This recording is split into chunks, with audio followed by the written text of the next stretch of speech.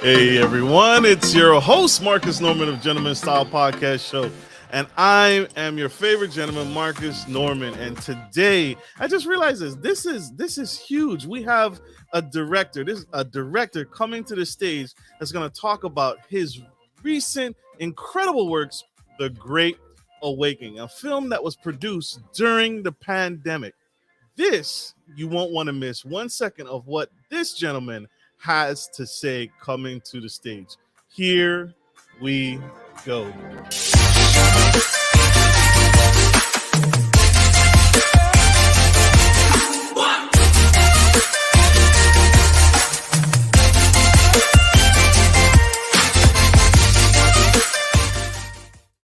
Hey everyone, I'm your host Marcus Norman of the Gentleman Style Podcast Show, and today I have Mr. Bo Roberts coming to the stage. This man is Indiana born. He's a model, actor, self-taught filmmaker. Mr. Bo was driven into filmmaking at an early age through his interest in psychology, which is vastly aligned with this blockbuster film that he has just produced in the COVID-19 pandemic. On the heels of 17 short films, this man is not sleeping. He is working, he's producing, and he is grinding nonstop. He's been on the cover of GQ magazine, Cosmo, Esquire, The Silver Screen, 300, Mindy Project, so many blockbuster hits. And he is here to spill the tea on his latest works, The Great Awakening, that I myself had the honor and pleasure of watching and tuning in. And it holds you. It holds you and it never lets you go the entire film. So without further ado, I have to bring him onto the stage. Help me welcome Mr. Bo Roberts.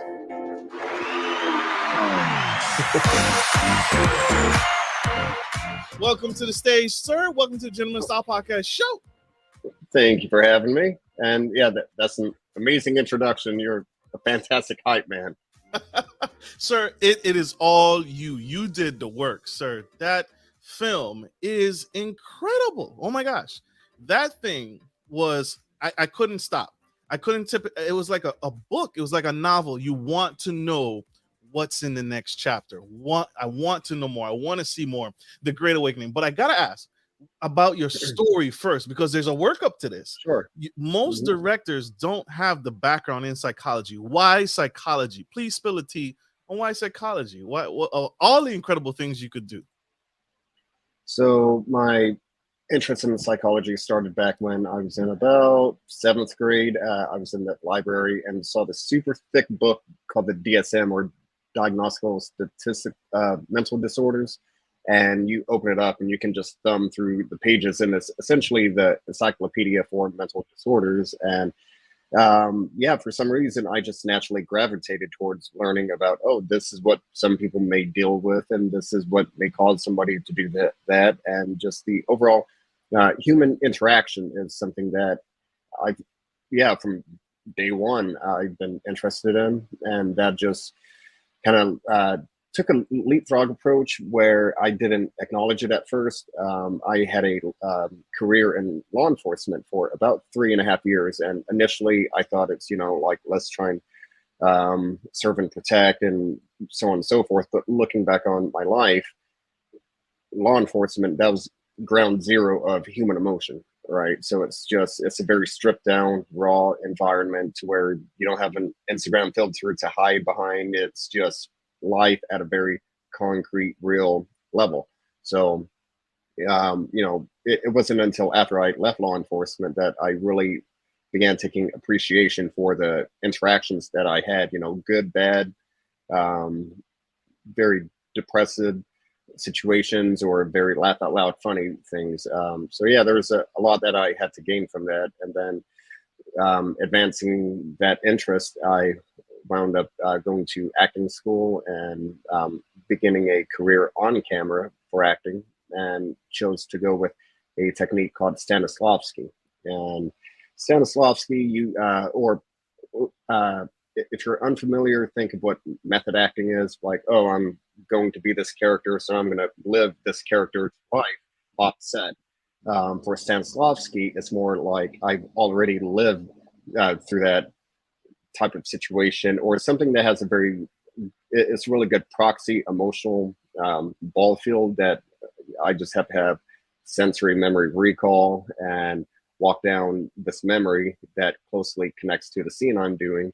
So looking back on my acting career, a lot of it has been more of the, model turned actor. So it's like, take your shirt off for 300 and stuff like that. But most of the work I had done in studio was a lot more kind of introverted looks at, things that I really connected to on a deep level. Makes sense. Makes perfect sense. And that's significant, right? That style of film and production. You're also self-taught, right? You're a self-taught director. Along with the academics, you also had to learn some things that wasn't taught in school, correct? Things that weren't taught in school. I would say things that I've learned that are not taught in school. It's more like the street smarts version of filmmaking. Like everybody has this idea, and then I've seen it time and time again that you're on set and somebody's fresh off the bus and they're just like stunned and give you that deer in the headlights because things are moving too fast and they think this is what I'm doing, but then you're doing this as you're like tap dancing across a minefield at the same time. So a lot of people say that filmmaking, like if you're a producer or and kind of a department head, you are a professional problem solver. So that would be something they don't really teach you in film school. You have to learn how to adapt on the fly. Makes sense. Is that what you would say has led to the success in all your films? Is that you have that problem solving mentality, or what's something that has led to the success in your films and led you to success in not only your films but even this recent one, The Great Awakening? Uh, Something that has really helped me with my storytelling history would definitely be uh, oh yeah, that's a great question. Something that really helped me in my filmmaking history, I would say, is being realistic. And for me, it's a very humble, real way to approach a project. When I say sometimes it is what it is, and I know some filmmakers, they really hate that term and they say no, it has to be perfect. The lighting has to be this, and this is what we're doing, and it kind of snowballs into being something that's a little too aspirational for the size of your crew, the budget you have to work with. You do have certain hardline parameters that this is what we're doing, and when you try and stretch that, it really begins to tear down morale on set, so on and so forth. So for me, I'm very forgiving and saying this is what we're doing. This is the best we're able to come up with what we have to work with. Okay, it is what it is. Let's roll camera, enjoy the day, and keep it going. Makes sense. Makes sense. What would you say? Because this film is phenomenal. This film is huge, and it like I said earlier in the beginning, it holds you, right? It holds you, and it doesn't want to let you go. It holds on to and it keeps you, because there's so many gems in the film. There's so many hidden messages. There's so many undertones that you just pick up on naturally, and you educated me because I had no but I think what attracted me most is there's truths to this, right? There's truths to what the cast experienced in this film. Was that the goal when you made this film? The goal in showing a truth, as in what? As far as the things that people are actually going through in the pandemic in COVID-19, right? There's hints. Gotcha. There's a fear. For example, this is a real thing. People have a fear or a phobia of having their face covered, and Mhm. so you portray that in the film. And this Okay, is yeah. this is something we've all experienced, but you do it in such an artistic way that, oh my gosh, now I'm empathetic. Now it ensues emotion out of me because I can Mhm. relate. And was that your intention with this film? Very much. It was my intention to make people connect in a very real way on there. Yeah, just as you pointed out, there are gems kind of placed all throughout all throughout the movie as you watch it, and some people may connect with this gem, somebody else may connect with that. A prime example is, so the first, few shots of the movie, you really don't know what's going on, but you have this weird staring contest with the lead actress and this person next door. And why are they, having to stare off? Why is she wearing a ball gown? And so, we'll probably circle back into the overall meaning of why everything seems kind of odd and weird or uncertain. But in that moment, like as I was coming up with the script, there was a very specific time when I'm taking the garbage out, and this is during lockdown, and I saw my neighbor approaching to put their trash out at the same time. So we stopped and we had to kind of see who's going to approach the trash can first. So the first few shots of the movie, it's really like, oh, this is something I had actually gone through. And why is she wearing a ball gown? It's not a big spoiler, but on social media, my wife and I, we had seen a lot of people going to the grocery store, taking their garbage out to the curb and just doing, very basic mundane things, but doing it in full black tie attire and stuff. And my wife and I also, to keep somewhat of a sense of normalcy, we began having happy hour on the balcony. We would have some Prosecco at around 5 p.m. just to have some kind of a routine. But every day I would have a shirt that has a collar on it. Some days I'd actually put a tie. In a few days, we actually put on the full ball gown. I would have black tie attire on, a suit jacket that has tails on, and we would just go all out on it just because that's what we would do. So that's something I experienced during lockdown as I was simultaneously writing the script. So it found its way into the movie. Mr. Bo Roberts, y'all. Huge. And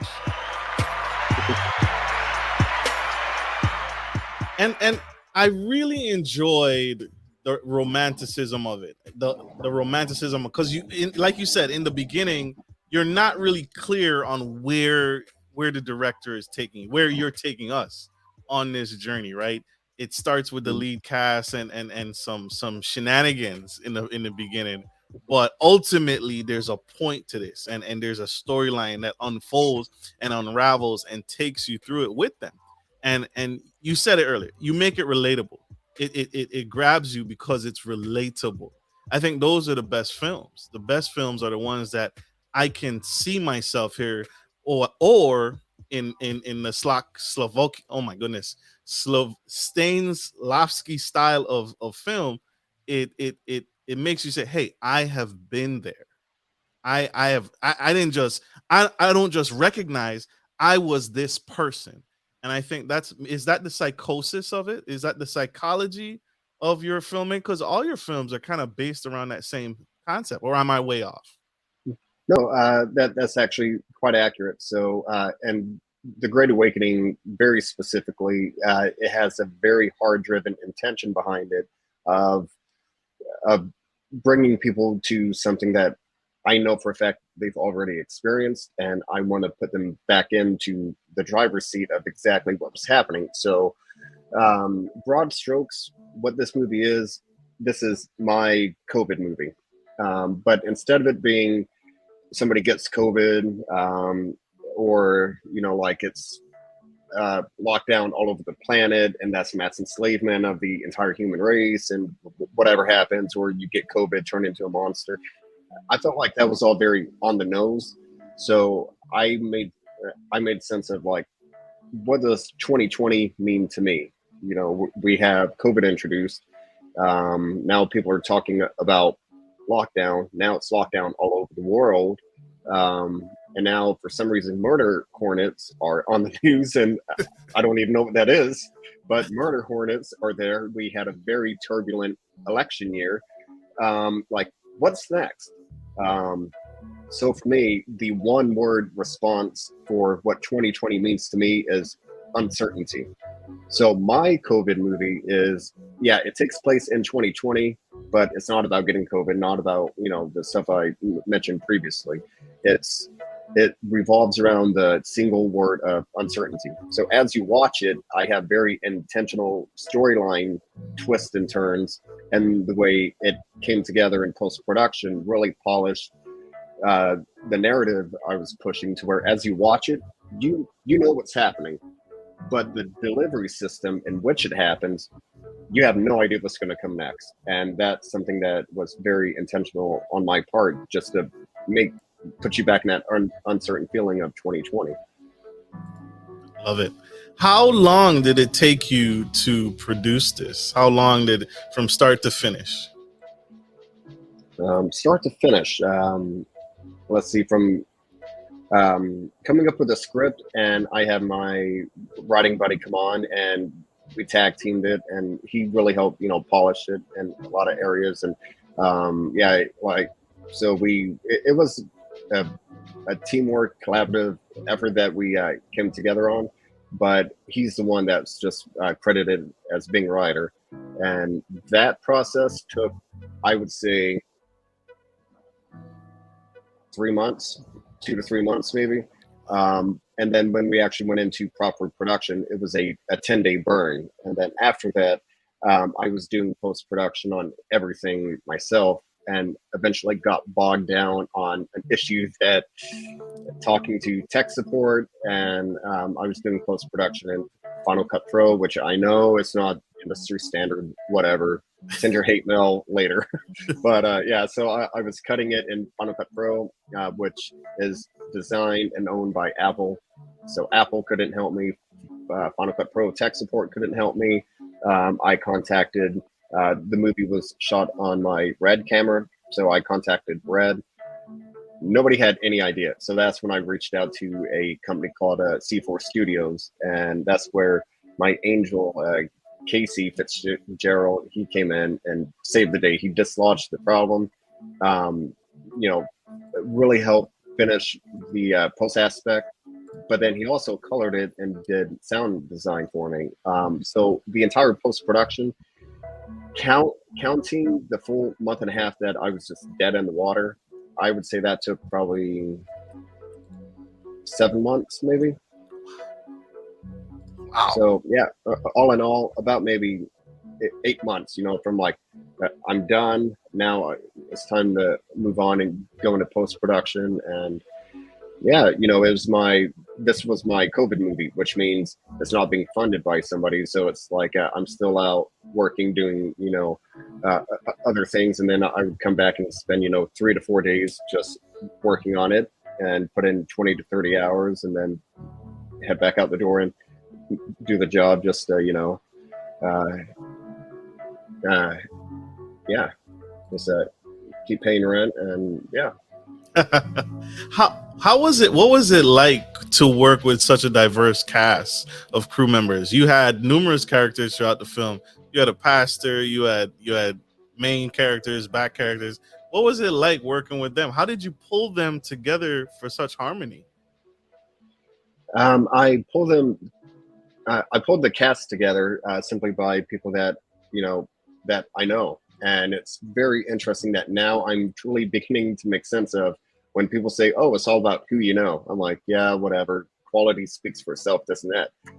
Well, then back to it. Something else they don't teach you in film school is, yeah, you can be really good at what you do, but if people don't know you exist, your phone is not going to ring. Like, good luck having people knock on your door asking you to crew up with them. So a lot of the people that I had worked with on previous jobs, I called them up because I know they dovetail the same as me, and it's like they're behind camera on this shoot, then they're in front of camera on this shoot, and they just jump back and forth.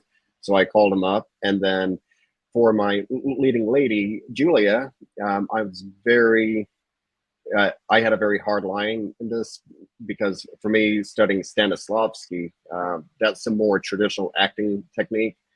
So I wanted to really honor that. And plus, that's what I'm into. I'm like, okay, you have 200,000 followers on Instagram, but you can't act to save your life. I'm like, I'm not going to put you in my movie. That's not something I'm interested in. So Julia was somebody that we actually met online, because a mutual friend connected me, and she was actually going to interview me for her podcast.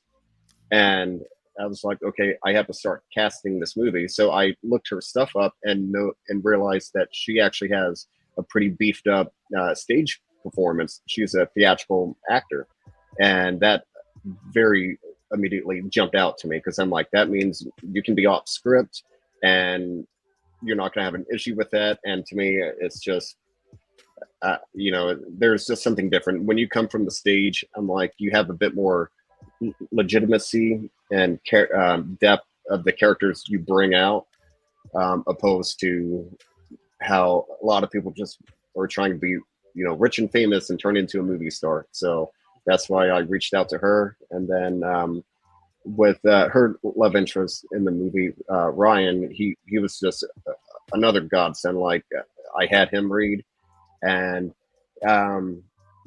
he just hit the nail on the head with it. Like, he read, and I had very small notes to give him. I'm like, yeah, you're basically everything I was hoping for, and we just ran with it.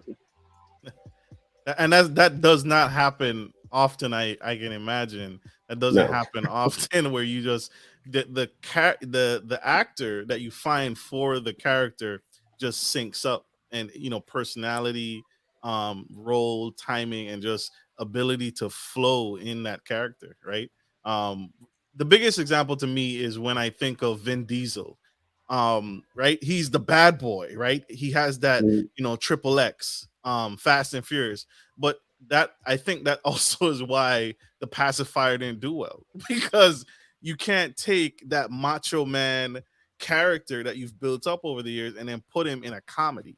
It didn't transition well. So that doesn't happen very often, when you can find someone that really sinks into character. So is that a fact, or am I mean, that's how No, I definitely agree with you, and that's where the phrase typecasting comes into play.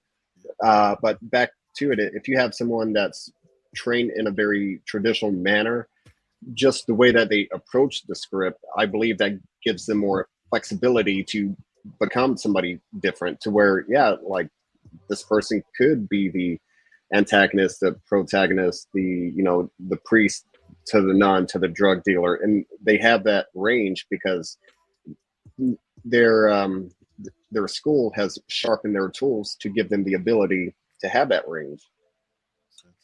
Makes sense. Mr. Bo Roberts, y'all. We are going to go to a quick commercial break. You guys stay tuned, stay with us. We'll be right back. Good day, podcast listeners. This is your boy, Marcus Norman of Gentleman Style Podcast Show. I wanted to let you guys know that we will be rolling out a new feature and adding a join sponsor button next to the subscriber button here at the bottom of your screen. Once you click the button, it will display 3 membership levels. Gentleman Gentry, which is our entry level, Duke Duchess, which is our season level, and the Emperor and Empress, which is our most sophisticated level, which you will receive unique perks and benefits at each differing level and gain access to our community tab. We will also be sharing polls, upcoming events, and interviews, as well as receive feedback from our sponsors directly. Your support helps me find new and exciting guests to bring to the stage live.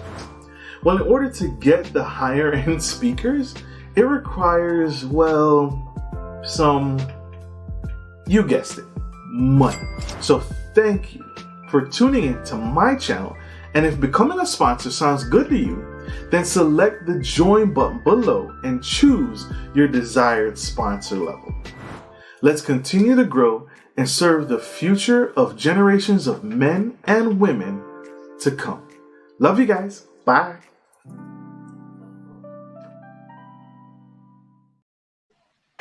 We are back to the Gentleman Style Podcast Show, and we have the incredible director, Mr. Bo Roberts, speaking on and spilling the tea on his latest film, The Great Awakening. Mr. Roberts, how did you come up with the name, The Great Awakening? That's was it a poker bet? Was it a stumpy. poker deal? No, so for me, just kind of what the essence of what I was writing and what the story was that I was telling, and certain beats that I can't really can't give spoilers out, but yeah, it was just you know I think to answer the question, I'd like to say, to me, it's like when I think of the Great Awakening, what does that mean to somebody? And to me, I would say it's a period of change, transition, and just a lot of very similar, you know, connotations get connected to that. So yeah, this story is transformative in a very particular sense. And for me, the Great Awakening was just something that I felt like was very fitting for it. It was definitely fitting for me when I saw it, because it's not a film to say, ooh, get scared, right? It didn't do that, even though it falls under the genre of horror and sci-fi, but it wasn't just overbearing. It wasn't just, I think you allowed, for me, I'll speak for me, it allowed me to feel what I wanted to feel. It's not overly gory. It's not overly scary. It's not overly saturated with information where you're just like, oh my gosh, do I even want to go outside? But it's just information, right? If you're Mhm. really paying close attention, it gives you, it arms you with information. And that's what it did for me. It allowed me to take how, and also to, if you're in a relationship, it allows you to recognize something that someone else may be dealing with, someone else may be going through in this pandemic that you may not have even been aware of, and may have been not helpful to that person. That's what it did for me. It allowed me to experience COVID, not only for myself but for some other people that may have gotten it worse. Was that a goal of yours in producing it, to just give information and not just like scare people, right? Very much. So the type of horror movie this is, I would say on the scary scale, this is probably a C to a C plus. So you can watch it, and there are definite horror aspects to it. And I believe it falls into a horror movie, but my intention was for it to have horrific aspects on kind of the grand scheme of things, but not, exactly the whole being gory and stuff like that. To me, that there's a certain time and place for it. So when it's just oversaturating your viewer with violence on screen, they go numb. It's like watching a Rambo movie, and you have like 50 people that get blown up in 10 minutes, and you don't, that you get desensitized to it. So that, and as far as my thoughts of having like nudity or sex on screen, I use those as a tool, and everything I do, I want it to be very intentional and deliberate. Like, I'm trying to think. It was I believe I could completely be misquoting, but I think Anne Hathaway on Brokeback Mountain, when she went topless, she said it was her idea to go topless because it was a movie about a man struggling with his sexuality. So she felt like it was very important to have, it's like Heath has his love interest, and then she wanted to go topless because she knows she's a beautiful woman. So she went topless in the scene in the back of the car to kind of give that full scope of the story. So for me, that's using nudity in the sense of it being a tool opposed to gratuitous and okay, we have breast on screen for the sake of it, and that's not really how I like to get down. Love it, love it, love it. What is next? What's in store? What can people look forward to from you in the future and your team? What's next for me? I would say, just continue to push the Great Awakening, and I also have um, a multitude of other scripts that I'm polishing, and I'm talking with a couple of people about a few of them. But yeah, most of the content that I like to put out, it does have this, esoterical, like what's the meaning of life, and um, yeah, and like what is consciousness even. Those are subject matters that I do enjoy exploring. And um, yeah, and it's very interesting because now I have about 14 feature film scripts that I've come up with. And back to my writing partner, he's jumped in and he's he's written them, and we've had meetings and stuff. But as far as the overall ideas, yeah, I have about 14. But there's a documentary that I watched that could really change what the story is and how I feel like I need to adapt it. So the reason my movie, The Great Awakening, deals with the emotion of uncertainty is because of a documentary I watched called Nightmares in Red, White, and Blue. And basically, you have the who's who of the horror movie, like what Stephen King and just the top dogs, and they're all talking about what they thought about when they made certain movies. And basically, you have, like, let's say World War II periods of time. It was all about the atomic bomb scare. Then you can jump up to the 60s, and it was all about some drug-fueled, psycho kidnapping daddy's little angel, because the 60s, it's drug experimentation, and some crazy hippie kidnaps her daughter. And then you go up to into the 70s, and that's when the Summer of Love ran out. And now we have Vietnam, we have Watergate, and we just have a really bad taste in our mouth as a country as a whole. So that's when movies turn ultra violent, and you have movies like Texas Chainsaw Massacre coming out during that time. And then you can jump all the way up to like the 90s, and it's like, we don't really have a great war that my generation really came from. It's nothing like World War II. We had Iraq, which that was just insane all in itself, but just a overall scale and magnitude. It's like, okay, who's the bad guy? Who do we point our finger at and say you're the bad guy? And I feel like in the 90s we were still a little kind of unsure of things, so horror movies replicated that. You have movies like Scream, I Know What You Did Last Summer, and all of these other movies came out to where you have a chance encounter with somebody that turns out to be the killer. So back to it, I just took that mentality of, okay, make sense of what's happening around you, what's in the ether of space and time. Oh, uncertainty. So I guess to summarize, I'm just going to take that plug and play formula, and I have these scripts, but before I pull the trigger on shooting one, I'm probably going to have to make some adjustments to it and be like, well, we need to make sure this certain aspect and this attribute makes it into the movie because I'm seeing it everywhere. So there's a correlation between what's going on in society and what's actually happening in films at the time. Like, there's a correlation between the two, is what I'm picking up. Yes, and honestly, that's why the horror movie genre is my favorite genre, because in a lot of ways it's very symbolic. Like, oh, you have the monster and it's big and scary and whatever. But you can also think about, what does the monster represent? Is it alcoholism? Is it abuse, trauma when you were a child? Is it this? The monster can represent a lot of stuff. And there is a fantastic movie. Any of you are watching this, you got to check it out. It's called His House, and I think it's on Netflix.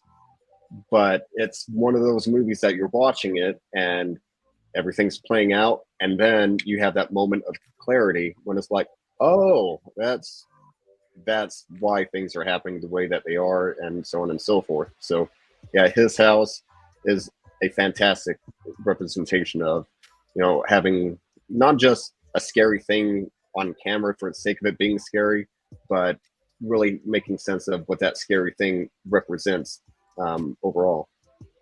Makes sense. We have a question from a VIP sponsor of the Gentleman Style Podcast Show. Miss Danny Bell asked the question. She wants to know, as a filmmaker, as a director, who do you look up to in the film making industry? Who inspires you? And I'm gonna leave this up there. That is a horrific question for me, because first off, I'm absolutely terrible with names. But for me, it's more of, I would say, the type of people who influence me and who inspire me to do things. And for me, I'm a very grassroots filmmaker to where, yeah, like I've worked 13 years on camera, but since day one, I've had a photography camera with me, learning landscape photography and exposure and doing this and doing that. So actually going online and looking at YouTube tutorials on lighting. And then when I moved to Manhattan, I got very much immersed in street photography, just random people doing random things, and began doing that. And then once I moved out to Los Angeles, that's when I began firing off one short film after another. So for me, the people who inspire me, I mean, you have Studio Binder, Film Riot, and I feel horrible because I have about like 5 pages I follow, like every frame a painting. The way that they can break down a scene and just really give you such a intimate view of it, and like just one quick example of it. So every frame a painting, they break down, and Silence of the Lambs when Hannibal Lecter meets Clarice Starling, and the scene begins with basically my camera view to you right now, almost looking down the camera, but a little off, and they're looking at each other. But as the scene progresses, it degrades because they're no longer seeing eye to eye. They're doing this whole, well, was it quid pro quo?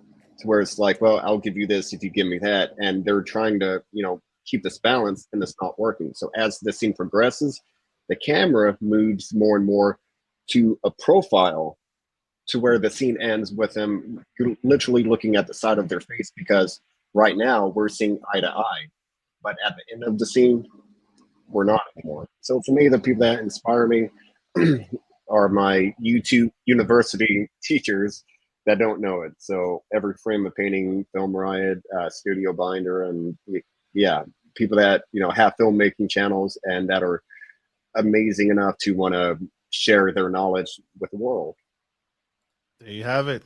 There you have it, Miss Danny Bell. That was a fantastic response, because I think everyone has, not necessarily, you're not copying any of these people, you just admire them, because you're setting your own pace. You're heading in your own, beating your own drum. So, but yeah, I think we all have people that we admire, we respect, for the level that they're on and what they're doing in the industry. Because not to say not everyone can make a movie. Not everyone can make an incredible film like The Great Awakening or the Hannibal Lecter film. That was, oh my gosh, that I need now. I need to go watch it again, because I need to see that. I want to see that transition, so I can, like, yeah, we talked about this. Huge, incredible. Round of applause for Mr. Bo Roberts, y'all. This is huge. Mr. Bo, I have to ask, how can people connect with you? You are a force to be reckoned with, and Great Awakening is just the beginning of many more films to come. What do you have? How can people connect and stay connected so they can catch what you're working on next? You said 14 ideas. 14 is about to hit the market. So yeah, if people are looking to connect with me, my page on Instagram is, where I usually hang out if I'm online. So just type in Mr. Bo Roberts, MRBOR.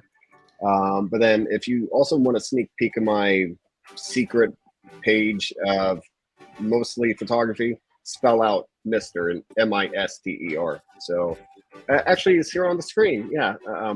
Just check my name out, and that's my primary account, which has a lot of me wearing a Speedo and stuff like that. But my auxiliary account, the MISTER, Bo Roberts, that's the I put some stuff on there as well. But yeah, I'm always down to have people send me a direct message, and especially if people watch the movie and if they tell me they like this, and also if there's something you didn't like, if there's something that just didn't sit right with you, I would love to hear that as well, simply because I've been an athlete my entire life, all the way through school.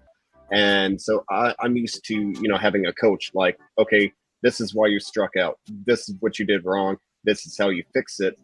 Off you go. So yeah, so watch it, and you know, if there's something that you connect with, something you didn't connect with, any and all information I receive is greatly appreciated, because it's something I can use to just, you know, sharpen my tool. Absolutely. Check him out. Connect. He's open to feedback, y'all. You don't get that very often. He's open to feedback. Him and his team are ready. And go check out The Great Awakening. This film can be watched right now. I watched it, and like I said, it held me. Go check out what we're talking about here on Tubi, and it's available. You can check it out. For my audio listeners, I feel sorry for you because I am not going to spell all of this out, but go watch the live interview and you can see and connect. This film is incredible. We got to let Mr. Roberts go. He has many more films to produce. He got 14 of them to produce. But thank you all for being here. And, sir, I want to say thank you for being here on the Gentleman Style Podcast Show. This has been phenomenal. Thank you for having me. It's been great. And, yeah, you're an excellent host. You keep it flowing, very easy to talk to. I've interacted with some people that it's a little less than pleasant, but yeah. Thank you. Happy to be here. Thank you. Happy to have you. This has been incredible. And so, like we always end every show, we got to let him go. But I hope this was impactful. I hope this helps. I hope this inspires. Mr. Roberts, what advice would you give to the young entrepreneur who's interested in getting into film? Any nuggets? You've shared so many nuggets today. Any advice for them? Oh, definitely. I have something to get started and something a bit more on the pro level. So just to get started, go out and shoot. Back to it. As I'm learning photography and transition into making short films, I shot probably 4 to 5 short films with my photography camera, knowing everybody else has like some big 4K fancy, you know, thing to where it's like you have the red, but then if you're just getting in, you have a 4K camera.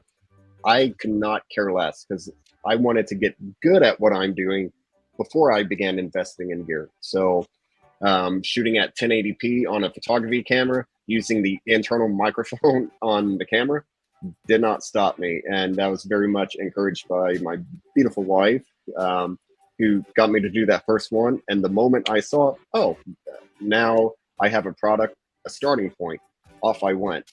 As far as a more professional type of feedback, I'm very foundational. So I'd rather have a production designer that has a small budget than rent the Zeiss super speed, ultra fast prime lens and whatever. Because, you know, if your actor is just standing next to a blank wall behind them and there's no set dressing, it doesn't matter how high quality the image is, it's a bad image. So for me, when you're first getting started and when you're actually going to spend money to make a short film, you have to just suck it up and deal with it. You have to have a proper boom operator on set before you invest in the lights and camera, whatever else. If it doesn't sound good, it is not going to look good. So that's a very hard line. So make sure you have good audio, and you're not going to fix it in post. So don't even think about it. So yeah, that would be my advice. Love it. Love it. There you have it, y'all. Spilling the tea, Mr. Bo Roberts. Thank you all for tuning into the Gentleman Style Podcast Show. We love you guys. Like I always end every show, take care of your friends, take care of your family, and always, always take care of business. This is Marcus Norman, your favorite gentleman, and the incredible Mr. Bo Roberts, director extraordinaire, signing off. We love you guys. Bye. Bye-bye.